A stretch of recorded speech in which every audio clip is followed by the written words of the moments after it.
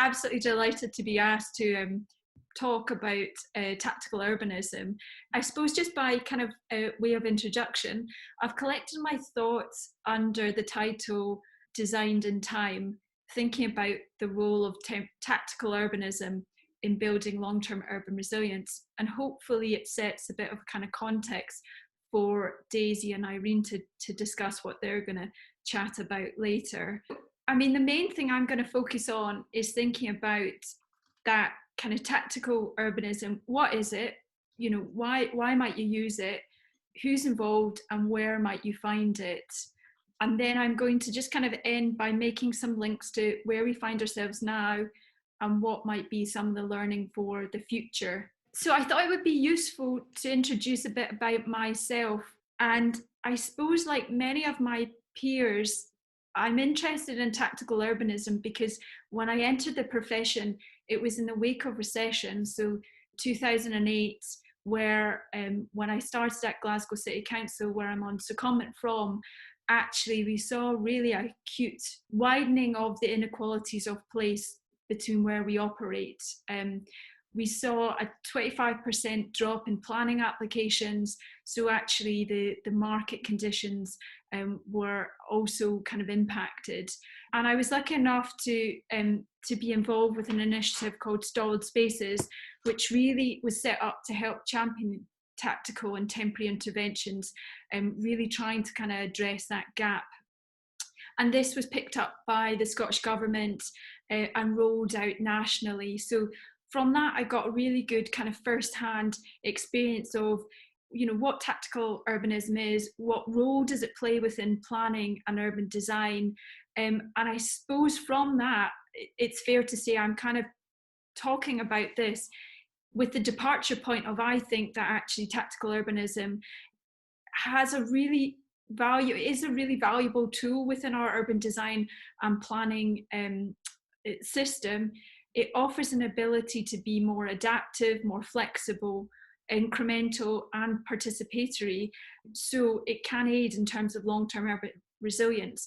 So I'm not going to labour too much on actually, you know, that wider why is it a useful tool. But I suppose I was more curious about it of almost how can you start to analyse it? How can you actually use, you know, what are its attributes? How might it be best deployed within our profession? To kick off, what is tactical urbanism? Well, it's variously referred to as temporary, guerrilla, interim, DIY, pop-up, to name just but a few of things it's called under. And whilst there are nuances to each of those different terminologies of it, it can be grouped together and best understood really as activities taking place outside of original functions of the real estate market. So working really within that gap between formal planning, speculative investment, and local possibilities. Activities often typical to tactical urbanism include mobile growing spaces, pop-up events, even temporary living and working accommodation, exhibition spaces, temporary parks. And actually it's multi-scalar, so it can vary from the macro scale to the micro scale.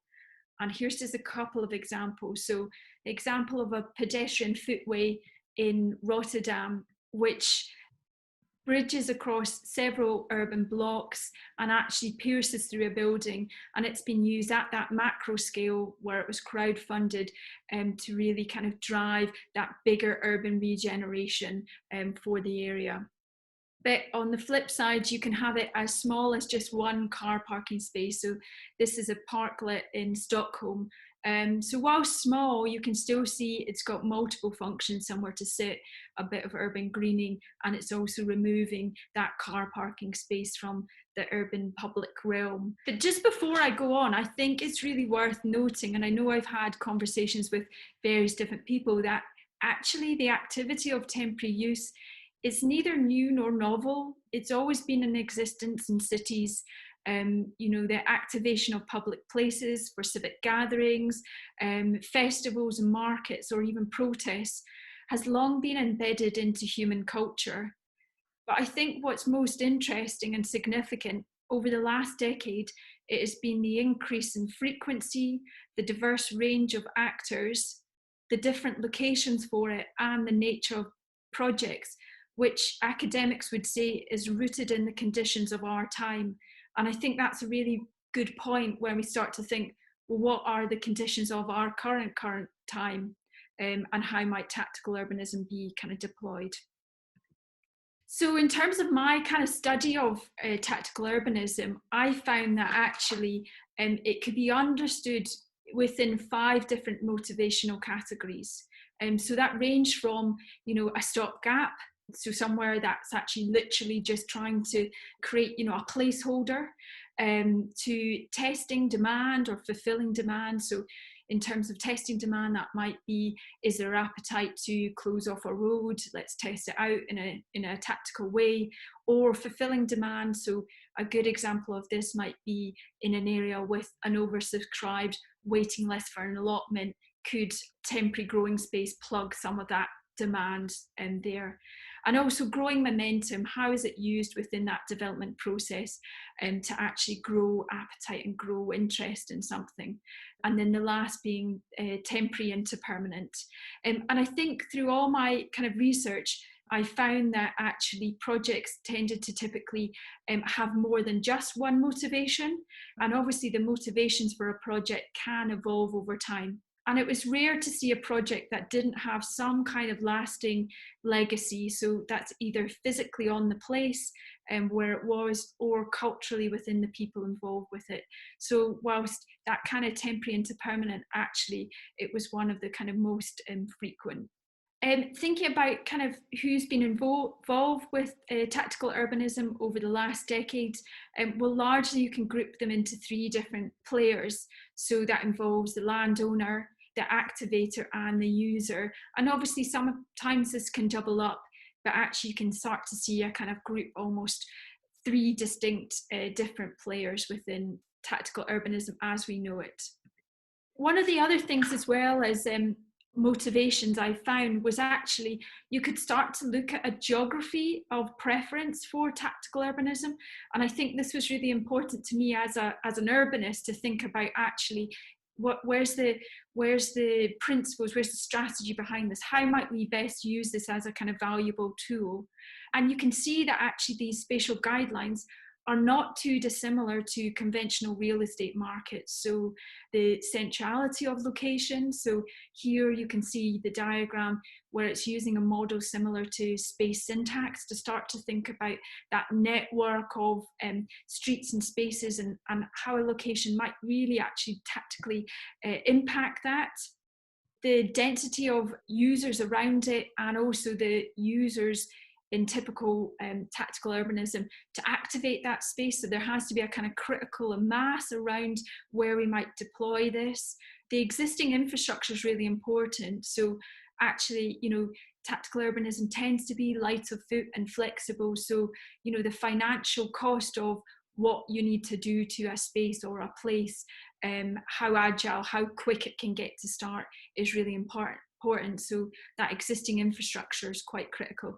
And obviously scale comes into that, as you would naturally find, the bigger, the more unwieldy, the smaller, the more agile. So whilst the kind of conditions that we have, there are looked at, I suppose, in terms of the original tactical urbanism or the kind of tactical urbanism we've seen over the last decade, I do think they hold something around the conditions that we find ourselves in at the moment. So I'm just going to kind of quickly go on to think about, where do we find ourselves at the moment? And I know I'm not going to labour too much on that because I'm pretty sure kind of Daisy and Irene want to kind of have, a chat about where we find ourselves. But, it's fair to say, of course, it's a public health crisis we find ourselves in at the moment.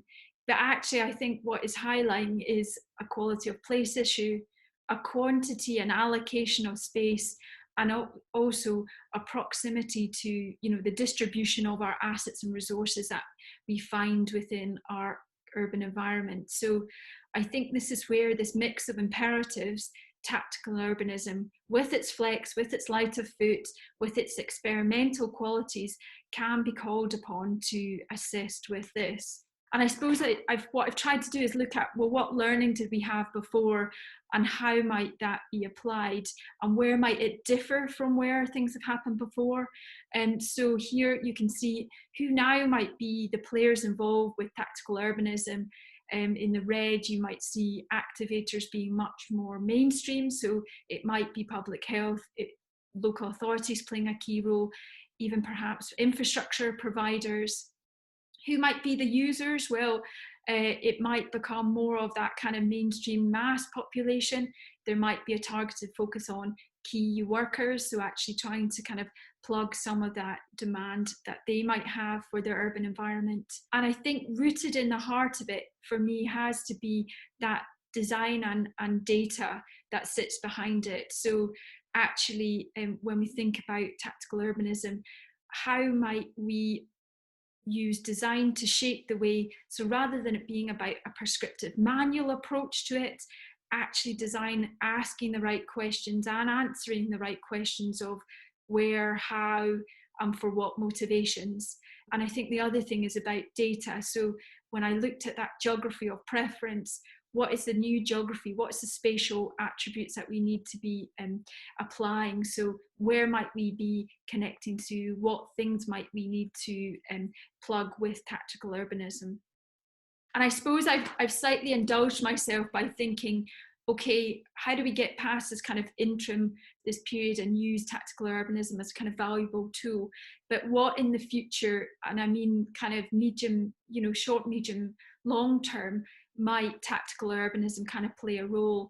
And I think for me, there, three things that we will find ourselves kind of impacted and exposed as critical to our urban environment. So urban mobility, how we move about, the role of the town centre, I think that's already kind of coming to the fore, and obviously its impact from, having kind of lockdown conditions, and also that provision of open spaces. So again, I think things like urban food growing, connected green networks are coming kind of really to the fore of people's heads in that arena of thinking about climate resilience and resilient communities.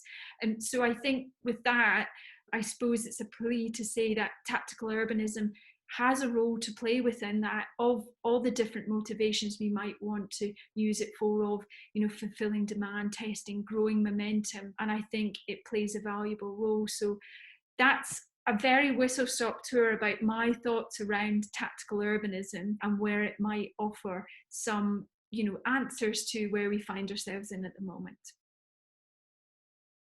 I mean, Heather, you set the context perfectly. And for me, it is about, looking at that tactical urbanism piece that you mentioned, but during COVID-19, what we're going through right now, and then looking at what we can do collectively going forward as well.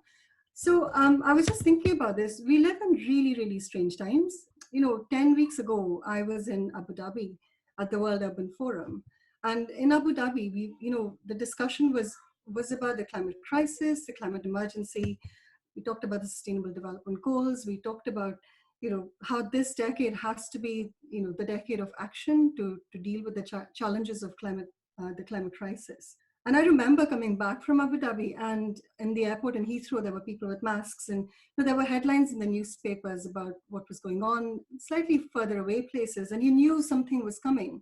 But genuinely, I had no real idea of the profound ground shifting challenges to come or changes to come. I think, for me, it has felt like the whole world has gone slightly topsy-turvy, because the world, 10 weeks ago feels so different to this one. The picture there is me with my family back home in India, and my brother now runs a Zoom lockdown cooking lesson. And I talk to my friends and family through that, and we have, that's how I connect with them, with colleagues as well, with all of you through a screen right now.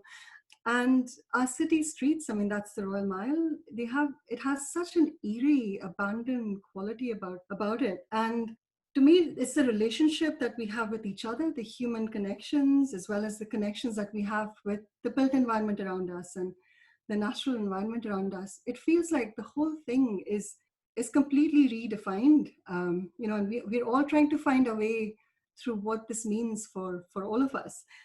So my daughter, we just saw, she begins her conversations now saying, after the virus is over, all our planning is, after the virus is over. My son, who's 9, we go cycling, and he says, when things are normal, Mom, can I cycle to school on this street? And I live in the city centre in Edinburgh.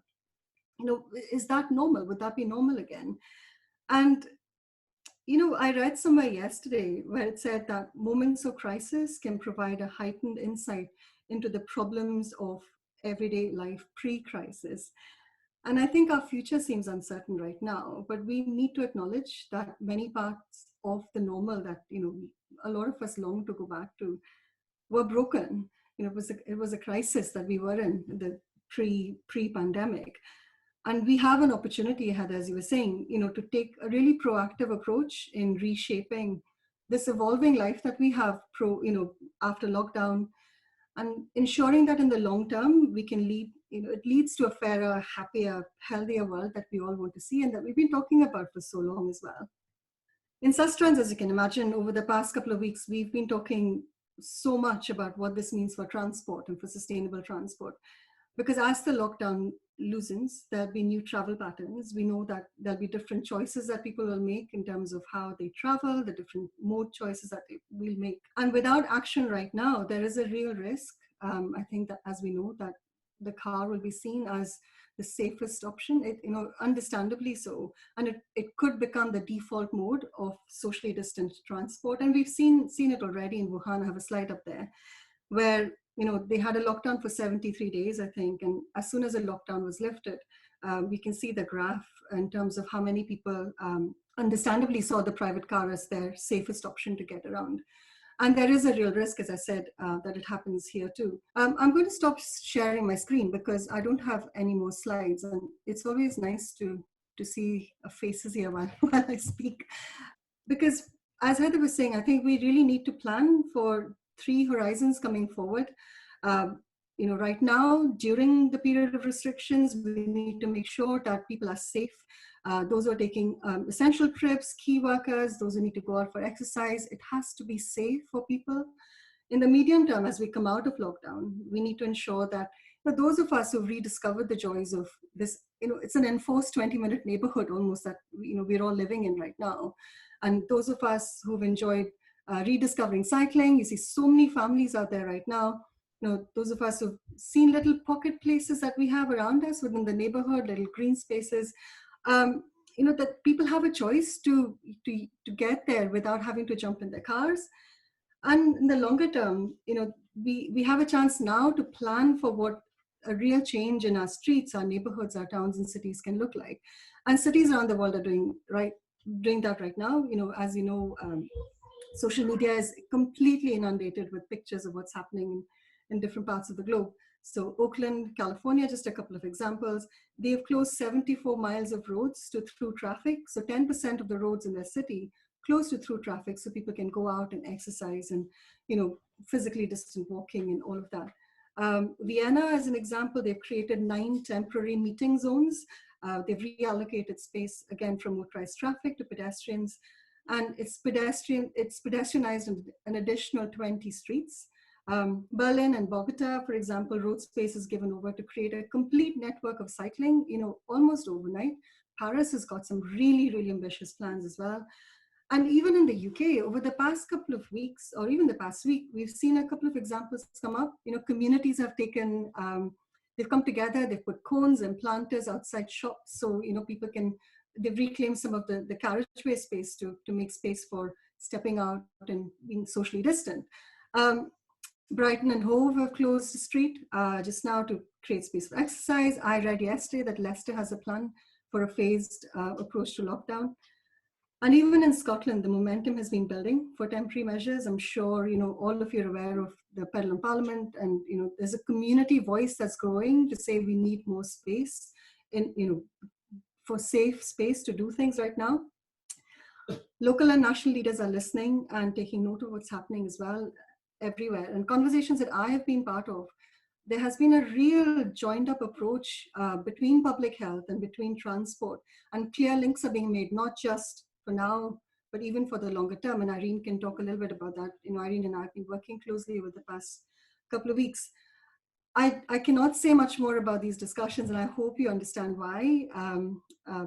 But the kind of measures that are being discussed, with Scottish Government and with local authorities, temporary widening of pavements to allow people to pass each other safely on foot, queue outside shops if they need to, temporary segregated cycleways along key commuting routes, for example, hospitals or health centers, temporary modal filters, closing of vehicular access to residential streets, apart from emergency vehicles and residents, and lower speed limits on roads. So, 20 mile per hour, maybe an introduction or expansion of 20 mile per hour. And as Heather was saying, we have to make sure that we can monitor the evolving situation. Local authorities have tried and tested calibrated transport models, but in this pandemic, all of that is being redefined. What does an essential trip mean? What do travel patterns mean? So we need to find different ways, and I think quite quickly, of monitoring what data looks like and how it can inform medium to long term. And finally, I think for me, the pandemic has highlighted the crossovers between the quality of our places, public health, economy, transport, education, air quality, social justice. It's all come together. And this is where I come back to my constant mantra of collaboration. We have to take a collective, proactive approach. Design has to be at the heart of it, especially as we move towards medium to long-term reshaping of our streets. And we need to use these emergency measures to start to address not just the right now, but the wider societal challenges that we've been talking about, as part of the climate crisis, and to shape a new world rather than expecting a return to the previous one. And I'll stop here. And literally, my daughter, she really wants to say a couple of lines. So this is Elena. She's my 6-year-old daughter. I think the city belongs to the future, to these citizens. So what do you want to say? Go on. It's not easy to do social distancing with these kind of pavements. If we just make the pavements a little bit bigger, we just may be able to do social distancing. Cycling is very important to me, and I want to be able to cycle safer. Thank you. Thank you. Thanks, Alina. Thank you. I'll stop now. So that's, I don't know about everybody else, but I find that really interesting what everybody's just been saying. As Rachel introduced, I'm from the Improvement Service leading on place, but I'm also at the moment on secondment to Public Health Scotland, and part of that has been working with them on groups that they've set up looking at the social mitigation around the lockdown, not the actual virus, but the impacts that it's having and that social distancing impact. So that's where I'm sort of coming from, is pulling together the part of my job in the Improvement Service, looking at councils, local authorities, and those stakeholders, which is one of those activators that you're talking about, Heather, and then also that Public Health Scotland activator, the owners, which tend to be local authorities, and then within the Improvement Service we have excellent contacts into all the community councils with a network that we support as well. So we're in a good position to sort of pull all of that together, and for me to also feed that into public health.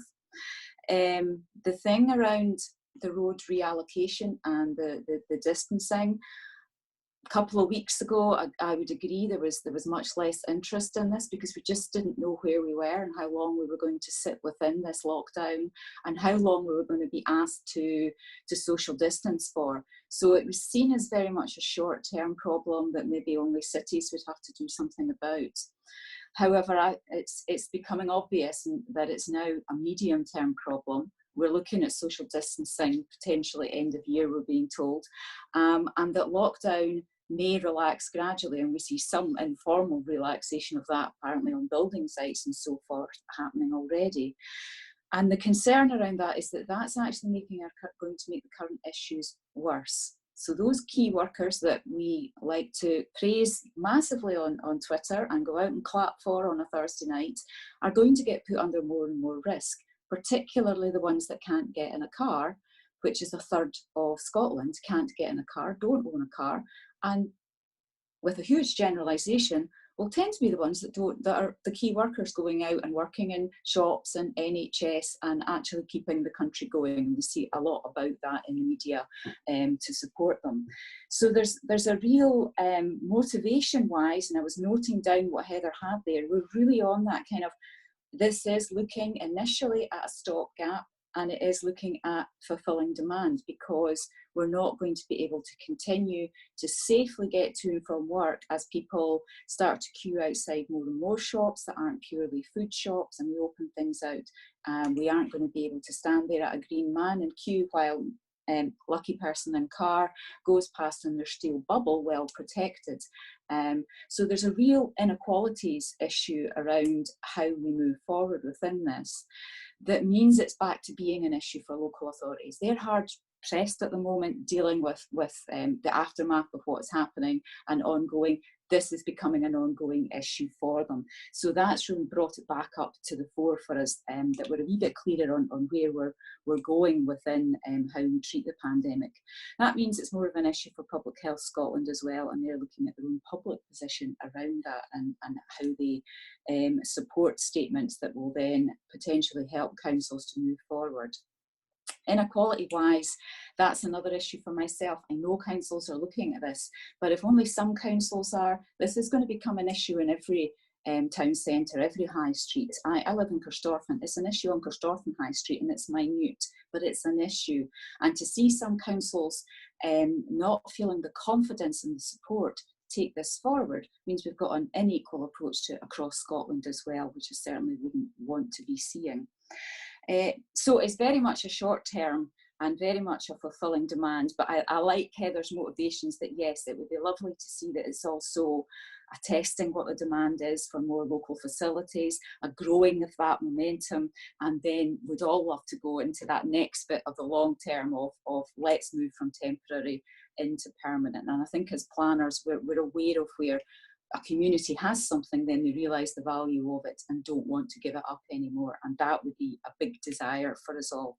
But I think for myself, I'm reining it back into let's deal with this short and medium term process and get something happening there, get those activators working together on it, and make the most of it, and make sure that what we create is back to, again, that what is it that we need? What we really, really need is safe space, so that my 23-year-old daughter will go off pavements and actually feel that she has a space that she owns on a road, rather than constantly looking around and checking for cars. We need to move forward with that. This all links so much with the National Planning Framework, because it's not just looking at health, it's looking at inequalities, and then it comes on to that whole aspect around climate as well. And Heather raised with me yesterday when we were chatting about this, that we get into the same inequalities when we hit the other huge challenge that we're suddenly diverted from at the moment around our planet. This continues into a challenge about reducing the use of cars and making sure that we help those communities that have less access to public transport, less access to their own green space.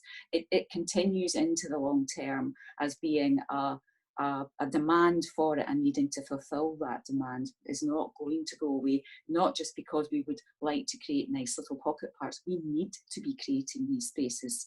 There's also everybody saying, you know, when we get back to this new normal, we're all going to work from home an awful lot more, and that would be great. But as Daisy was saying, I hope we're not going to get in our car and drive to that walk that we now have, because for myself, I've worked from home for years, not going out for a half-hour walk. Now I'm doing it. I'll continue to do it.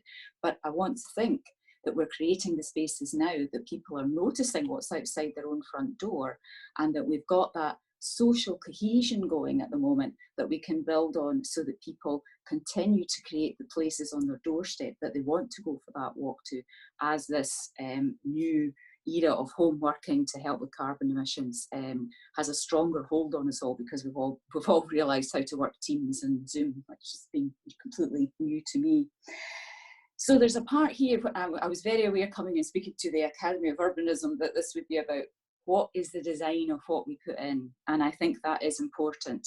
But I really liked what Heather was saying about it's got to be based on data, it's got to be based on why are we doing this. It is about ownership of space, and quite how that is done has to be informed by that need for it, and why we need to create and let people own a space, and not to get beyond that, too hung up about what goes in at the moment. Let that develop. But the idea of putting down plant pots, honestly, I'm getting to the point that I'm starting to look at the plant pots around my door and getting to feel a bit of an activist.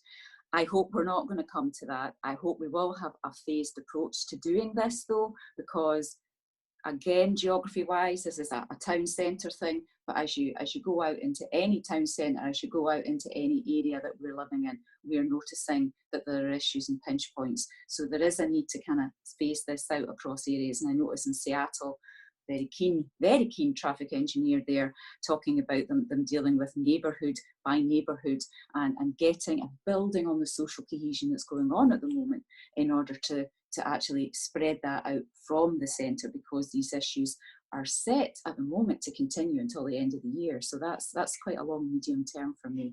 I shall stop there and thank you for listening.